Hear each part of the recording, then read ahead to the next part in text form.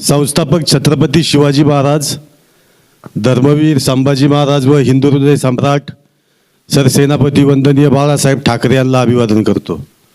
मित्रांनो, 20 तारखेला मतदान झालं. 23 तारखेला निकाल लागला. आपली जुन्नर तालुक्यामध्ये एवढी हत्तीसारखी ताकद असून या ठिकाणी आपला उमेदवार पराभूत झाला. याची सल आणि खंत माझ्यासारख्या कार्यकर्त्याला नक्कीच आहे. असो, या ठिकाणी प्रथमतः जे 67-68 हजाराचं मतदान या जुन्नर तालुक्याच्या मायबाप जनतेने महाविकास आघाडीच्या माध्यमातून सत्यशील दादा यांना केलं, त्याबद्दल मी या जुन्नर तालुक्याच्या मायबाप जनतेचं नम्रतापूर्वक अभिनंदन करतो, आभार मानतो. आणि या ठिकाणी माझ्या मनातली काय जी सल आहे या इलेक्शनची या ठिकाणी मला बोलायची आहे.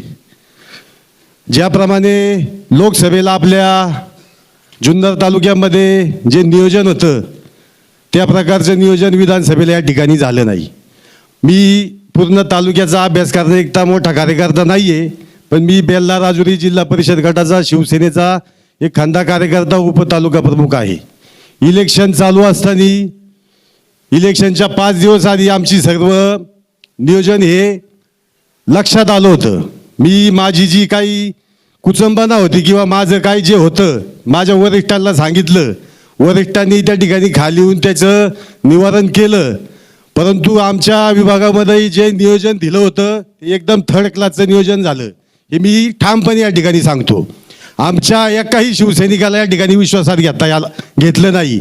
कुणाकडं नियोजन होतं, कोण स्वयं घोषित नेता होता मला माहीत नाही. परंतु जे सत्य आहे ते या ठिकाणी मी सर्वांसमोर मांडतो. जे भूत वाटले त्याच्यामध्ये सुद्धा पैसे आमच्या सैनिकांना कमी आले. का असं झालं याचा जाब कोणाला विचारायचा? मी तालुका प्रमुखांना बोललो, कोणाचीच काही हे झाली नाही. मला बोलू द्या ना तुम्ही. आपण हारलो, हत्तीसारखा उमेदवार आपला इथं पडलाय. आज का पडला? एवढी ताकद असताना का पडलो आपण? 5-6 हजार मतांनी पडलो. माझ्यासारख्या शिवसैनिकाच्या मनात नाही राहत. तुम्ही नियोजन देताना आम्हाला विश्वासात काय घेतलं नाही? मी उपतालुका प्रमुख आहे का कोण आहे? माझा आवाज मोठा शेटाय, तुम्ही बोलत नाही, मी थांबतो.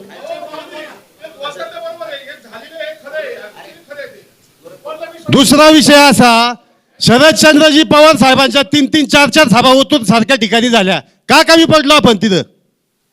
पवार साहेबांना मानता तुम्ही, का कमी पडलो? शिवसैनिक कुठं कमी पडलं नाही. इथं सगळे राष्ट्रवादीच्या कार्यकर्त्यांमुळे आपलं शिड गेलेलं आहे. एवढंच या ठिकाणी मी सांगतो. तुम्ही बोलता हो, तुम्ही जास्त बोलत नाही, थांबतो.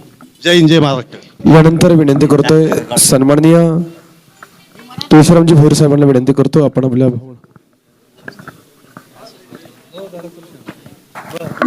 बोला.